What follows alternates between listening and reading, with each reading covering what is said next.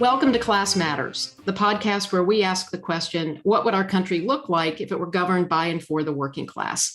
Class Matters is a project of the Debs Jones Douglas Institute. I'm Catherine Isaac, Executive Director. In this episode, Adolf Reed Jr. talks with Sarah Nelson, President of the Association of Flight Attendants, CWA, and American Postal Workers Union President Mark Dimmenstein. After more than 2 years of a pandemic that has had an enormous impact on workers, we find the labor movement in a different place. Worker organizing efforts are underway across the country, including at Amazon and Starbucks. Public support for unions is at a 57-year high, with polling at 68% in favor. And the AFL-CIO will be holding its first convention since 2017 next week. In this episode of Class Matters, we'll talk in depth about the opportunities and challenges for the labor movement in this moment. Welcome, Presidents Nelson and Dimmenstein and Professor Reed. Let's start with introductions, and then I'll turn it over to Adolf Reed. Sarah Nelson is a flight attendant who has served as president of the Association of Flight Attendants since 2014. The AFA represents 50,000 workers at 17 airlines. Nelson has been widely praised for her role in ending the 2019 government shutdown with a call for a general strike. She's led the AFA to some of the most consequential legislative wins in the union's history, including COVID relief that totaled $54 billion in payroll support to keep aviation workers connected to their jobs, paychecks, healthcare, and other benefits for 16 months, and kept the industry from collapse in the midst of the biggest crisis it has faced since the beginning of aviation. Mark Dimmenstein is a postal worker who has served as president of the American Postal Workers since 2013. The APWU represents more than 200,000 USPS employees and retirees, and nearly 2,000 private sector mail workers. Under Dimmenstein's leadership, the APWU has made significant gains in bargaining for better wages and working conditions, established a grand alliance to save our public postal service, strengthened the unity among the 4 postal unions, helped forge the campaign for postal banking, and led the successful fight against a privatization scheme involving the office supply chain staples. Dimmenstein has led the union through 2 years of pandemic challenges and the contentious 2020 presidential election. Adolf Reed Jr. has been involved in working class politics for more than half a century. He is Professor Emeritus of Political Science at the University of Pennsylvania. His research interests include American and Afro-American politics and political thought, urban politics, and American political development. He serves on the board of the Debs Jones Douglas Institute and is the author of several books, most recently, The South, Jim Crow, and Its Afterlives. Again, welcome to Class Matters. Adolf, turning it over to you. Thanks, Catherine. And I want to thank you both for taking the time to join us today. So let's just jump into it. So you've both led your unions through some pretty enormous challenges, both before and after the pandemic, and you've had some pretty enormous successes. The APWU, for instance, for listeners who wouldn't know, stopped a major move to stop the slowdown of mail delivery during the 2020 election and delivered a record 135 million ballots on time, which is truly extraordinary. More recently, you won bipartisan support in Congress to remove the onerous financial burden placed on the Postal Service, which was a huge victory as well.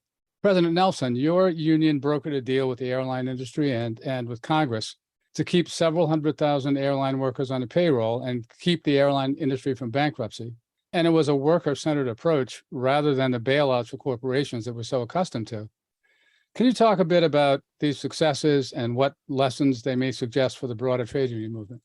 Well, I think first and foremost, it's really important to recognize that both Mark and I were focused on the issues that mattered to our members, and we were both facing existential threats for our members' jobs. I mean, I can talk about what I learned that led to the moment of proposing a plan that would make sure that the airlines didn't go into bankruptcy, because I'd been through that before. And in 2005, we launched a major effort to try to save our pensions. And really, that was on the heels of George Bush trying to privatize Social Security. And when that failed, they really turned to defined benefit pension plans to push those into defined contribution plans, get more money and more control for their friends in Wall Street. And at the same time, they put in place that onerous provision for the pre-funding of the retiree healthcare that was intended to push the Postal Service into privatization. That was all put in place to make the Postal Service not work in the public environment. So both Mark and I were fighting actually on parallel tracks, I think, for a very long time, and fighting against privatization, fighting against bigger control for Wall Street. And in the bankruptcies that we faced after 9/11, when we were fighting to save our pensions, $80 million would have saved it. In the same time that the judge approved termination of our pensions and not contributing those $80 million to keep it afloat, he awarded $400 million to the top executives in that bankruptcy. So that's my experience going into this crisis in COVID, and why we said we've got to have a package that is focused on the workers. And that has to be the main trunk of the relief. And it has to go to our paychecks, and it has to keep us afloat. And a lot of people would have wanted to say, well, let's take over control of the airlines. We had to make sure that we were keeping things in place as much as possible, that there was no disruption, because once workers lose their jobs, then the airlines can restructure or hire. Ed Bastian at Delta Airlines bragged about the fact that getting rid of a lot of workers during the pandemic meant that the company could benefit off of juniority. So, we had to keep everything in place. And that was our plan, to have a payroll support program, keep people in their jobs, continuing their health care, continuing their contributions to retirement, and continuing to shore up the state and local budgets, because we were continuing to pay taxes too. But I think just to wrap that all up, both Mark and I were focused on keeping our members in their jobs and keeping the institutions and the services that the American public count on in place. And to do that, it's not just about taking a position and being the best leftist you can be, or the best progressive. It's really about making sure that the focus stays on the working people and that we get results. Thank you very much. Yeah, Mark, do you have anything to add? Or? Well, first, thanks so much for the invitation to join you. It's great to be here with Sister Nelson. I have tremendous respect for her and the work that she was just talking about. It was marvelous work during the COVID pandemic. When I talk about the pandemic, Adolf, I like to start with just two sort of general lessons, and then I'll get to the specifics of your question. One is that it really emphasized, because out of tragedy and out of challenge sometimes comes new opportunity, and at least the opportunity to learn some deep lessons. And I think one of the lessons of the pandemic is that it underscores once again that it's the workers that make the world go round. It is we who create the wealth. And that was so clear with all of the essential work that was being done, not just with postal workers, but whether it was our wonderful healthcare workers, transit workers, people that keep the water systems going, the electrical grids going, the truck drivers, the meat packers, the farm workers, the gas station attendants, the retail grocery store workers that are so often taken for granted. And one of the lessons that workers are learning is that we deserve better, and that we're not going to be essential one day and expendable the next. And the other deep lesson is that while workers suffered under this pandemic and were often out of work, lost benefits, in many cases did not have a union like the AFA to keep the paychecks coming and people at work, even if the planes weren't flying at that moment. Workers faced sickness, sometimes death, evictions, childcare, elder care issues, all of the things that we faced. While that was going on, all the things that the workers faced, the billionaire class enriched themselves during this pandemic by at least $0.6 trillion. So they profited while we suffered. So it does draw the lesson again that it is them versus us. It is capital versus labor. It is Wall Street versus Main Street. In terms of our work in the pandemic, a little different than the AFA workers, our people were going to work every day. And so a lot of our focus is the American Postal Workers Union. And we did work well with the other postal unions. There are 4 unions in the post office. Our goal from the very beginning was to keep the workplace as safe as possible in these most dangerous of times. So we engaged in very serious collective bargaining. The non-union workers did not have that opportunity. We engaged in collective bargaining right from the beginning on PPE, on extra cleaning, on a change in the chemicals that were being used to clean, on more paid leave in particular for our non-career workers that we do represent in the Postal Service, barriers between the retail clerks and the customers. And we were able to negotiate what was called a liberal leave policy, where no matter the reason people were off, it may have been off to take care of a family member who was physically challenged. It was maybe to keep that person safe in the family so people didn't feel comfortable coming to work. if someone didn't feel well, to be able to protect themselves and each other, they were able to take time off without any fear of retaliation, without any fear of discipline for using that leave. So we were able to really make the workplace as safe as possible. It couldn't have been 100% during this time. Our people are not only there with each other, they're there with the customers, but we're very, very successful. And for over 2 years, having a whole series of COVID protection protocols in place to make it as safe as possible during this trying time. And of course, we're very proud of postal workers. We genuinely call them postal heroes. They weren't the only heroes out here, but it's certainly in terms of the country. People of the country have always needed a public postal service, but in the last few years, they may have never needed us more, at least in modern times. And so we were able to continue to carry out the mission with great dedication of serving the people of the country and keeping them connected in a time that were people so isolated. And that even include spilling over, as you raised, Adolf, into the question of democratic rights, into the question of moving mail ballots during a pandemic, getting people to be able to vote safely, to vote on their terms, to make voting easier as it should be. And all that took place during this challenging time. The pandemic's not over, so we're still being very vigilant and encouraging the people we represent to protect themselves and each other. But we had really tremendous success in protecting the health and safety of the employees. And along the lines that Sister Nelson raised, we also, it was different. We were also able to help secure $10 billion of COVID relief to the public postal service because there were extreme expenses that were not expected due to COVID. And the post office does not run on any tax dollars. It runs on the revenue coming in. So there's only so much coming in. So that was really needed. And it was at a time where the private corporations were getting tons of billions of dollars. And the post office had, for a long period of time, been left hanging. And in early 2021, we were able to correct that. So there was also those kind of efforts in relation to the pandemic to support the public common good that the post office is part of. I think if I can just Sure. say, as I'm listening to Mark talk, unions not only were taking care of people on the front lines, some of the things that he described, some of the safety provisions, the leave without fearing discipline, and also paid leave. We negotiated all of those things that were really meaningful to individual workers who otherwise were maybe facing serious illness or death. So we were able to work on that, but also we look at this as workers in a different way. Mark is talking about the continuity of the Postal Service for the American people. The postal workers were absolutely heroes. One of the things we thought about and talked about with Congress was that if the airline industry shuts down, then we're not actually going to be able to support the Postal Service delivering airmail, in many cases, prescription drugs to our seniors or to anyone who needs those. And so it's all connected too. And as workers, we think about all of those things. And so we think about the individual worker that we're working to protect, but we also think about the broader picture of what our labor means to the American people and how that relates to the public good.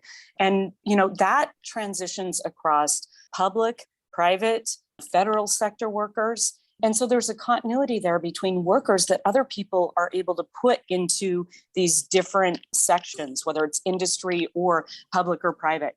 And it's all connected for workers. It's connected not only within our country, but also around the world.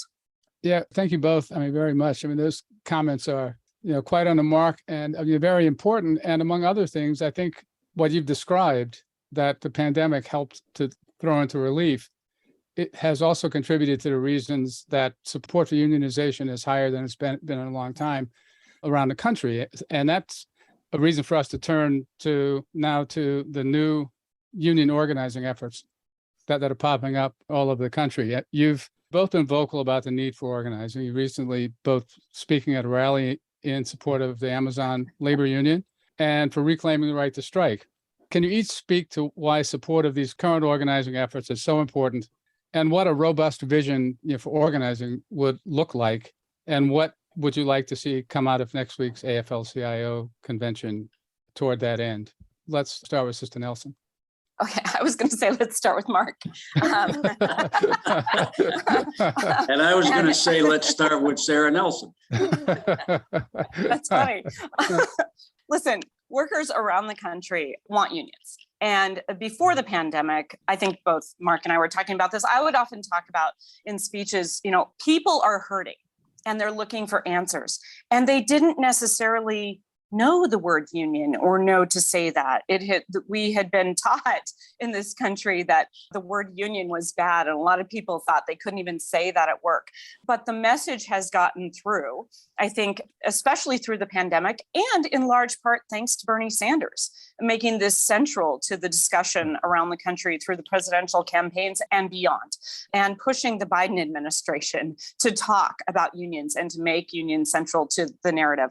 So people have gotten the message, okay, I am hurting. I've been looking for answers. And now I know that the answer is to form a union. So how do I do that? There is more demand for unions than our current labor movement can even handle. So what we need to be doing is our unions need to be putting every effort to organize into what we're doing in each of our individual unions. But we also need to be looking for ways that the labor movement on the whole can support organizing that is happening organically in these workplaces. I mean, I get a little concerned that we go straight to jurisdictional questions here about who is going to organize those workers. We can't handle the demand. Let's just make sure that anyone who is organizing can do that, because we also know that if we are going to change the politics in this country to be more people-centered, I mean, it's totally taken away from the individual person's vote. There's the attack on voting rights. There's the attack on women. There's the attack on any ability for people to actually live in the country that's described in the preamble of our Constitution. And so we have to help workers form our unions. And we have to do it in this moment when there is this great desire and need, where people are coming out of the pandemic understanding that, whoa, it's not just about mass inequality in this economy. It is about the fact that capital sees workers as totally disposable. They don't care if we die. It is that dire. And so we have to use this moment to really galvanize the labor movement to support organizing wherever it is. And I think that we would like to see support for independent labor organizing. We would like to see Chris Smalls invited to the AFL-CIO convention and lifted up, and his union and the rest of the organizing committee that's there. We need to lift that up because they're taking on Amazon from organizing one warehouse. And we have to take that in and understand that if we don't get our arms around them and help them negotiate that contract and organize even more, then, they're going to get squashed by all the money in the world that is there to try to squash this moment. But I would also say this, I don't think that people understand that capital actually makes an assessment all the time, a risk assessment all the time about the steps that they're taking. And already you saw Microsoft saying, organizing is likely to come to Microsoft, so we should probably start to learn about unions and what that means. There is a point at which capital understands that the public opinion is changing and that the unions are coming. And so maybe they shouldn't fight it like Howard Schultz is right now and creating the Starbucks logos to start to look like the evil empire. Maybe what they should do instead is not waste all that money and start to think about how they're going to respond and how they're going to negotiate with their workers. So I don't think that we fully understand in the labor movement the power that we have right now, and the way that we can set the tone right now and demand in a massive way together that capital start to respond to the working people. And that's the only way. I always say start in the workplace and the politics will follow. Let's face it, it is not the people who are elected in Washington who are determining what's coming out of Washington. It is the big business and big dollars determining that. And so we've got to attack capital where it exists, and we have to help workers who are trying to form their unions do that in every way that we can. Actually, you should hear about the resolutions that Mark brought forward. I think he did a really good job of framing exactly what we need coming out of this convention. Thanks. Mark? I really very much agree with President Nelson. Look, organizing is key. We're 6.5% organized. The union movement is 6.5% organized in the private sector, 11% overall, constantly on a downward spiral. So on the one hand, you have that failure, and there are many reasons for it, but it's also a failure of ours as organized labor. There are many other factors, offshoring of work, subcontracting, all those other things, the change in the manufacturing base. But the fact is that the labor movement has been asleep at the wheel. So we're 6.5% organized. And then we have a huge demand, as Sister Nelson was talking about, amongst the workers themselves to say, enough is enough. We got to do something. We were left completely vulnerable as the working class, unless we had a union, almost completely vulnerable in this mishandled, criminally handled pandemic, in my view. So organizing has to be key. And it's very interesting when you look at this wonderful development at Staten Island with the independent Amazon labor union. It was largely set off and set into motion that then the workers grabbed through great dedication and passion over a couple of years. But it was set into motion around the pandemic when Chris Smalls led a walkout to defend the health and safety of himself and the workers that he worked with, and was then fired. And they took that firing and turned it on its head on this company. So I think that's an indication of the time we're in and drawing the lessons of the pandemic. So I think organizing is absolutely key. We don't put enough resources. We don't have enough confidence in the workers themselves. Right. So there's been, if you look at Amazon in Staten Island, there was great hesitancy on the part of many elected labor leaders to even support this initiative, both before, during, and after the victory. And that is shameful. So we're in the camp. The American Postal Workers Union is in the camp, and I know Sister Nelson and I feel the same way about this, is we're going to have to take on Amazon in a multi-union effort without debates over whose jurisdiction it is, without worrying about, and in fact, not just not worrying about, but celebrating and enhancing the independent initiative of the workers themselves. The first foray into Amazon, and Amazon is the monster that's setting the standards for work in this country and really in large parts of the world going forward. So every single union has a stake in helping to organize Amazon and bringing this giant abusive company to its knees, where they have to respect workers' rights, where they have to negotiate with workers over working conditions, wages, and benefits. So we're excited about Amazon. And I have to add that the Amazon campaign in Bessemer, Alabama, with the RWDSU is also very encouraging. Because the company threw everything they had illegally at the workers. There was a rerun campaign, and it's moving in the right direction. And in fact, I think even today, they have not been able to call the results of the outcome there. But whether the workers win this time or not, they're going to win. And in Alabama, we had a pretty good example of some of this multi-union crusade type of approach, where even though it was an RWDSU-led campaign, a lot of unions lent support, organizers, people helping them make phone calls, all sorts of ways that we could support that organizing campaign. So that's also a very good sign. Adolf, you raised about the convention. Look, I think the labor movement has to put a lot more effort into organizing. And, you know, I'd love to see the day where we take some of the multi-millions of dollars we put into electing Democrats and then often leave the workers hanging. Took that money, took some of that money and put it into organizing. And then when we build our strength, as Sister Nelson pointed out, the politics will also often follow. Not vice versa. Right. Mark, you're bringing up a really important point. And I think that Alabama is a really important case study here. So RWDSU took up that campaign in the summer of 2020, before we had the presidential election. They responded to the workers. And, you know, that's not happening everywhere.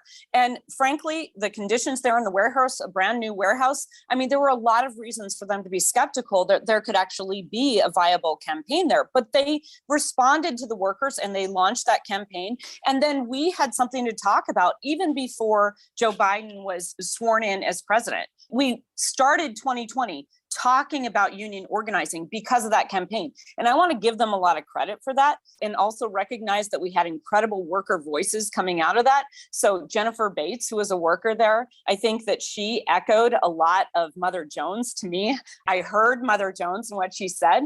She said, we're the billionaires. We just don't spend it.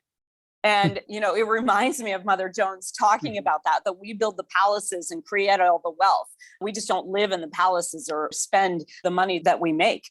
And she also said, we don't live to work, we work to live.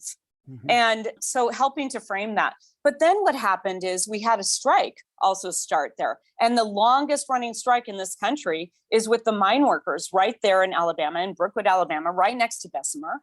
And some of those strikers then went into the warehouse to help with the organizing campaign too. And there was quite a coordination right there in the work site trying to change that. And what we heard, if you saw the New York Times coverage of that strike at 1 year, the very first sentence of that coverage, big coverage from the New York Times there, was that there was a worker who, and I'm going to paraphrase this and get it slightly wrong, but there was a worker who had always been a Republican, always voted Republican until now. And we saw that shift, because what happened was, as the workers were taking on this fight, and I was down there for that first rally with the mine workers, they said, Donald Trump is going to come. Donald Trump is going to come. He didn't come. But who showed up? Bernie Sanders showed up. Elizabeth Warren showed up. Nina Turner showed up.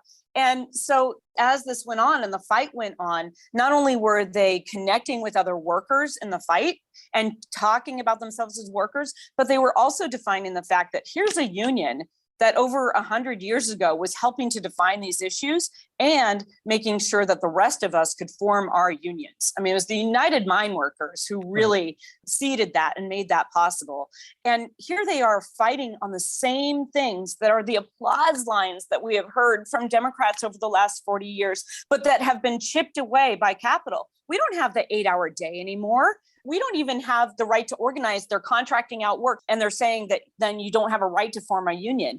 They're fighting on sick leave and vacation and all of the things that we say are the reason that we should celebrate unions. These can't just be applause lines. We have to recognize that if we're not fighting every single minute and keeping up the struggle and having that fight, like I said in the rally, and I won't use all the choice words that I said, but there is no labor peace. Okay. We were taught to believe that there can be labor peace between labor and management. Yeah, we can get to the table and we can do deals, but it's based on the power of workers saying that we're going to strike if you don't deal with us fairly. And so lifting up the right to strike, lifting up the workers who are striking. I want to give huge credit to the teachers CTU in 2012, showing us that we don't have to be afraid to say the word strike, that we can actually run a strike, and it can be about lifting up the entire community. I mean, everything that workers were doing all over the place led to this moment. And we have to get behind the strikes that are happening. I also want to just recognize BCTGM took on incredible strikes this past year, one strike after another. And as I was talking to Anthony Shelton, the president there, he said, well, our members wanted to strike and we were behind them. And that hasn't been where we have been necessarily. UAW taking on John Deere. It's really important to show that, because when workers go out on strike, they're also getting results faster than anyone in government can get for them. And so they're seeing, oh, we can come together. We can have power as workers. We can be unified around our issues at work, and we can cut through all the things that they use to divide us. Sexism, racism, ageism, fear of people because they have a different background or have a different religion. None of that matters when you get out on the strike line, because you all start to understand that we're fighting something that unites us. And so I don't mean to digress too much, but I do think it's really important to look at Alabama and look at the deep work that's going on there and recognize that it all frankly started with unions that were willing to say, we're going to fight with these workers. We're going to stand with these workers who want to fight and want to change things in their workplace. Thank you very much. I don't think this is a digression at all. I think this is like the heart of the issue. And it's so great to have you two on. I'd like to take a moment, though, like to look under the dark cloud, what went on the horizon. So President demonstrating at the 2017 AFL-CIO convention, the APWU introduced a resolution to condemn rising fascism. and to fight for working class unity. On the 1-year anniversary of the January 6th coup attempt, you warned that the big lie of election fraud, as you said, continues to divide our country or to drive our country toward authoritarian and fascist rule. And that kind of underscores, and as I believe you know, what this is a matter of grave concern for me as well. And as you know, also, the fact that people have been hurting for half a century now, and more since 2008, and more still since the pandemic, and that capital, as Sister Nelson points out, is smart enough to try to improvise ways to deal with what they understand to be the rising attraction of trade unionism, right? What I'm reminded that there are two ways they can go. One is like what would you suggest that Microsoft might be doing, finding ways to accommodate. This is sort of what happened in the 30s and the early 40s too. But there's another way that they can go, and that's to try to exploit the fact that people are hurting through the time-honored practice of scapegoating, right? And that's kind of where we are. And I'm wondering, from that perspective, how seriously each of you finds this threat of a rising authoritarianism of whatever stripe. I won't quibble whether we should call it fascism or not. And again, how do you think the unions of the AFL-CIO should be addressing this? That's a deep question, brother. Look, the rising white supremacy and fascism. Look, we just had this tragic, disgusting massacre in Buffalo. Right. That doesn't come out of the blue. Right. Where some young person actually goes out and hunts down and kills other human beings based on the color of their skin. That comes from this drive towards fascism, growing white supremacy, the drive towards, it's not that white supremacy hasn't been alive and well for a long time, but there's no question that the Trump world brought it into the mainstream in a way that these great replacement theories can be debated as some intellectual thing in the mainstream. And it directly leads to this kind of division that is a huge threat to the working class. And you're right, Adolf. If the labor movement and others don't present a real alternative, and we unite people to fight against those injuries and for a better life, then these demagogues will play on those injuries and will lead people down a path similar to what happened in Germany. And I just want to remind the listeners, when Hitler took power in Germany, number one, he came to power and the Nazi Party came to power completely legally. But they did a lot of things in that process, similar to January 6th, trial runs, trial balloons, tests, building their strength. But within 2 months after taking power, the Nazis actually banned trade unions, arrested and jailed, and began to execute trade unionists. And so we already have a historical lesson of what fascism means to the working class and our organizations, i.e. what we're talking about today, in large part, unions. So it's deeply concerning. And anything that divides workers weakens workers.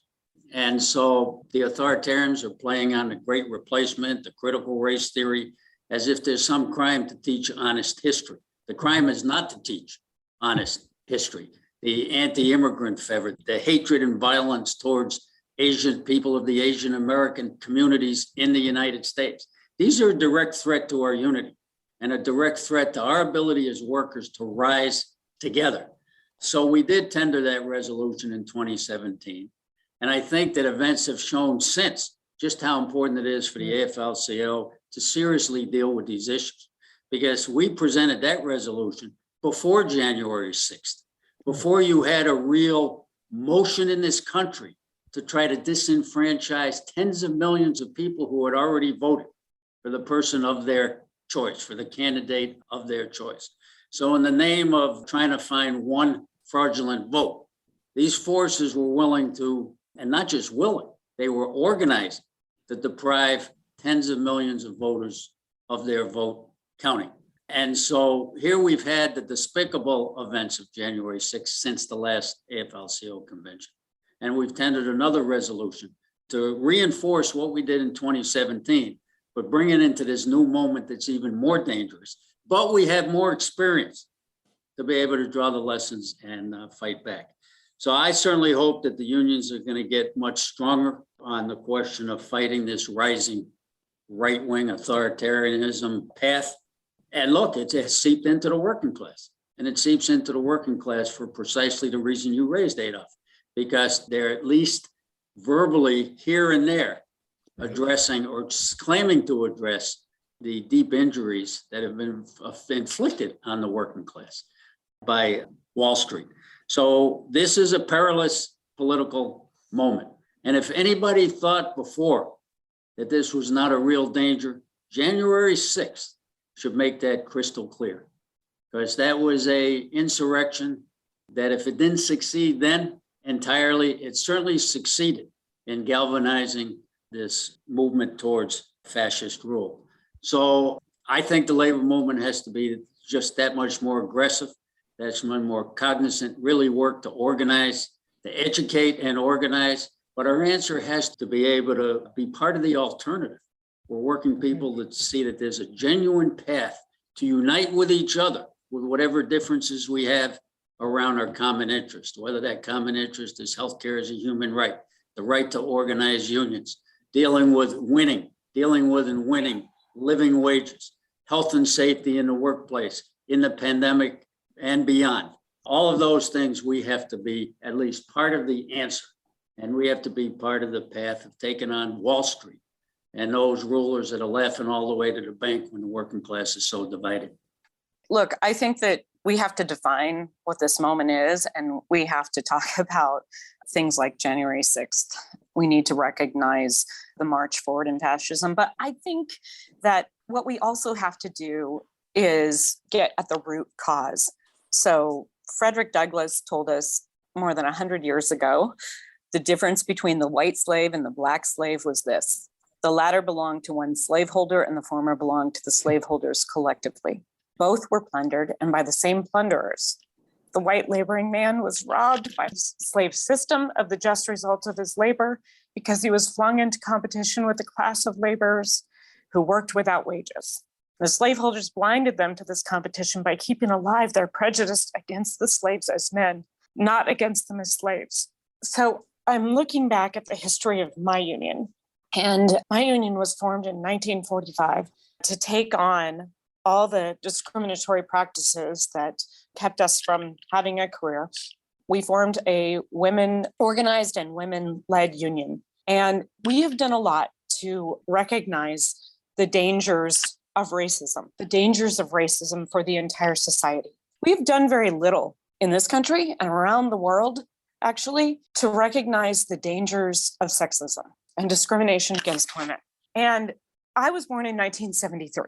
So I've lived my whole life with the recognition that I get to choose my own healthcare, my own decisions about my reproductive rights.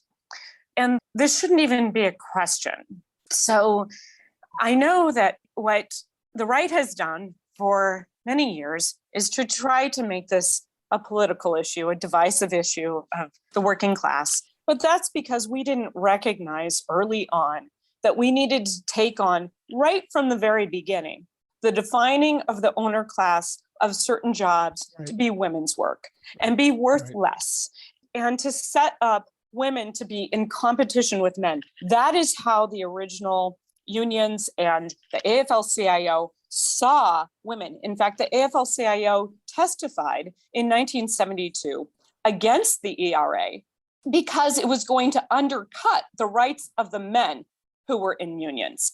And that is the argument that they put forward in 1972, when my union was fighting to try to get the EEOC to take our issues as women seriously.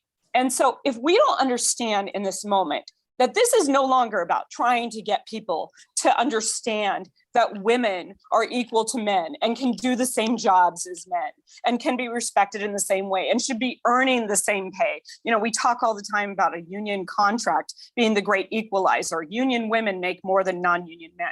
Yeah, fine. Okay. We're done with the time of persuasion here. The question is being called on us as a working class. Are we going to say that women are equal or are we not? And I would like to stand in the middle of all the leaders across this labor movement and say, which one of you is willing to say that I am not equal with you? Because that is really the issue at hand here.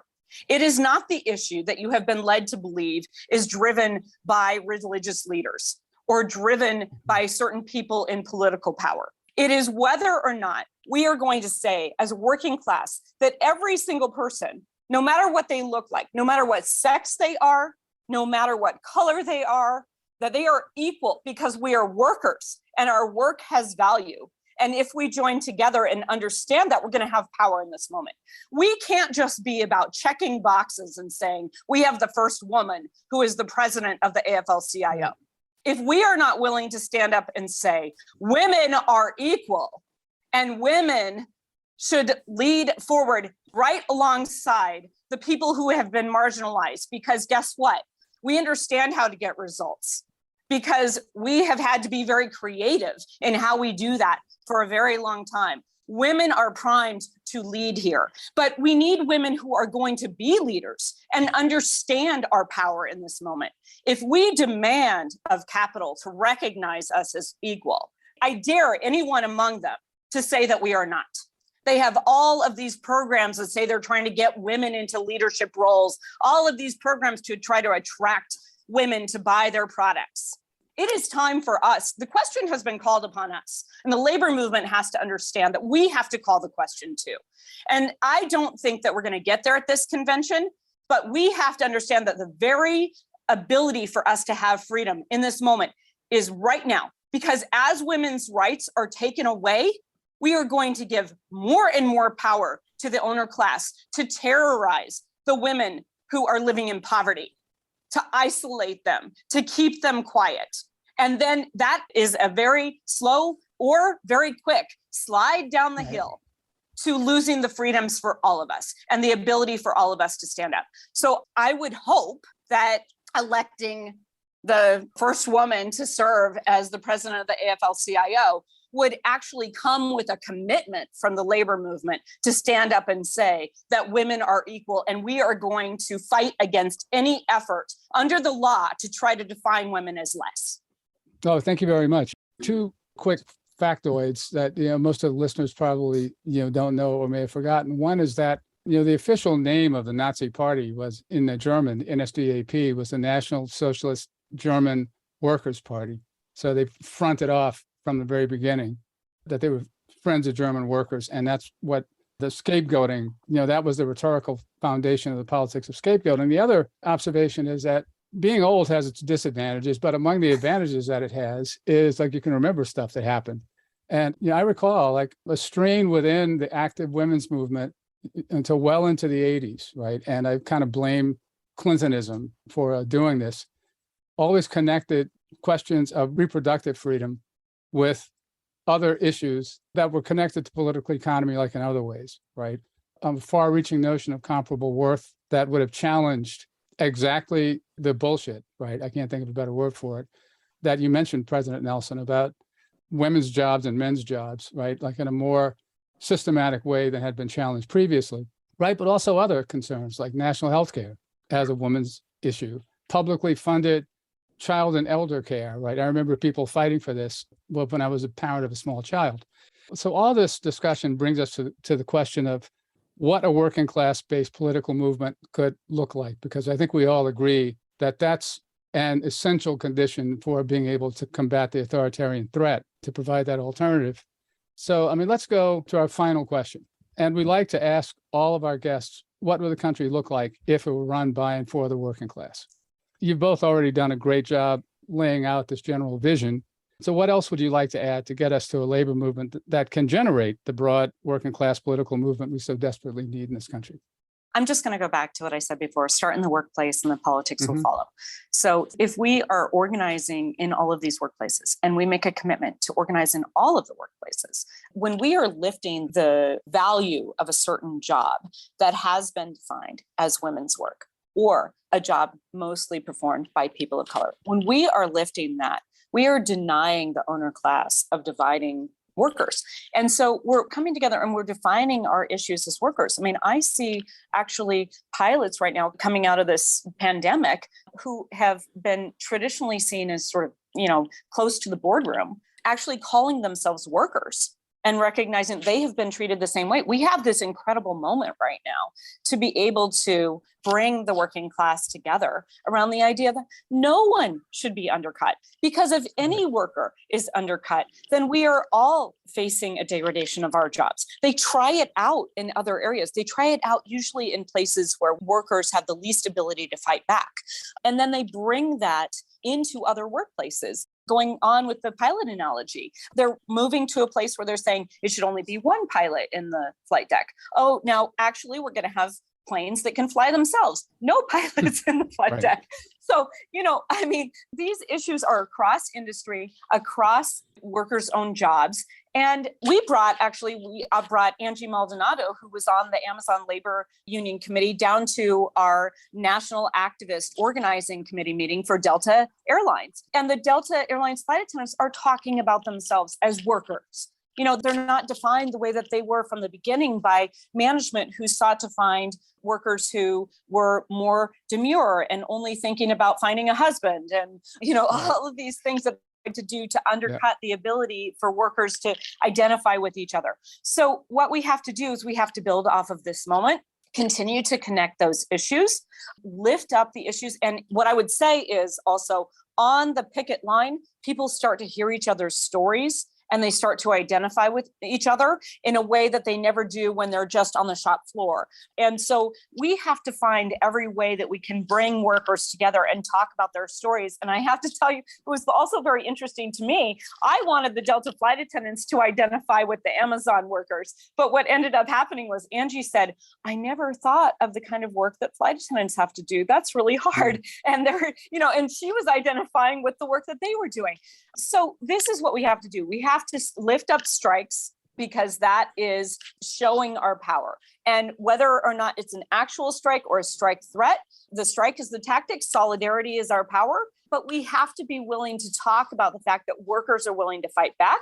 And we have to lift that up in every way that we can, whether that's walkouts that also demand recognition of the union so that we can lock in the ability to continue to fight the boss, that it's not just a single day change and then they close the store and get all those people out, or they move on and they retreat when the conditions change in the economy. We have to lock in unions wherever we can and help people understand that that is the way that we are going to come together and define the issues that matter. And the reality is that we should not be afraid of this, because we have already defined in the pandemic what the issues are. We need to lift up childcare. We need to lift up the ability for anyone to get the health care that they need and to not have that be controlled by a for-profit system. That is killing us. And we need to also focus on our environment, because we can build jobs that help to lift up our environment if those jobs are also good jobs that make it about a community project to make our world more bright. And we have to understand that it has only been workers who have defined these issues in a way that keeps it grounded in the working class, in the people. So I could probably go on forever, but this is really it's about the organizing. It's about lifting up the strikes. It's about helping people understand that if one person is marginalized, if one person is able to be isolated, we are all in jeopardy. And so we have to understand that we're all in this together. Thank you very, very much. Mark. Look, I think that what the workers in this country need from a labor movement is a bold militant approach, the uplifting, the rights, benefits, the wages, the living conditions, not just in the workplaces, but in the communities that we live and our families live. And, the existing labor movement is going to have to lead, follow, or get out of the way, because workers are done, rightfully done. And when workers are done and it's not business as usual, and it should not be business as usual from a working class point of view. But if there's not a genuine alternative provided by the labor movement and others, then workers are going to end up, at least in a significant part, heading down a path towards right-wing fascistic rule. And so what the world would be like, be a hell of a lot better than what we're living in now for workers. I tell people, look, it's good to have a president that's not afraid of the word union. And most presidents, at least in my lifetime, have been. President Biden's not. But let's be real. Wall Street's still in charge, right? That's it. Yep. And so if we're talking about a new world, we're talking about a world where the wealthy pay their fair share of taxes, that workers have true rights in the workplace, including to organize unions and the right to strike without fear of being permanently replaced, where health and safety is paramount and workers can shut down their facilities when they're not safe, where living wages are real. Interestingly, the Amazon Labor Union in Staten Island, their demand was $30 an hour. And their demand, among other demand, was $30 an hour. About time we're talking about that. The question of shorter work weeks, where someone mentioned on the show, I think it was President Nelson, that workers are saying, rather than living to work, we should be working to live. Mm-hmm. So a shorter work week with no cut in pay, to deal with automation, to deal with artificial intelligence that's affecting the workplace deeply. The whole question of voting rights, where voting is as easy as possible for working people, not as hard as possible for working people. And we can start with having election day as a paid holiday, for example. So there are so many areas that if workers had real power, and of course, it was already mentioned, healthcare is a human right. It should never be an issue, but it is in this country because it's a healthcare system based on profit. Your question, Adolf, reminded me, and I pulled it up because when you asked the question, I thought about the song, The Commonwealth of Toil. And the refrain, the chorus said, but we have a glowing dream of how fair the world will seem when each can live their life secure and free, when the earth is owned by labor and there's joy and peace for all in the commonwealth of toil that is to be. So I think we have to go out and build the commonwealth of toil where the earth is owned by labor. And therefore, whatever then flows from that uplifts working people around the world and in the country we live in. Excellent. Thank you very much. You've been listening to the Class Matters podcast. We were joined today by Sarah Nelson, president of the Association of Flight Attendants, CWA, Mark Dimenstein, president of the American Postal Workers Union, and Professor Adolf Reed Jr. Our editor is Jimmy Wirt.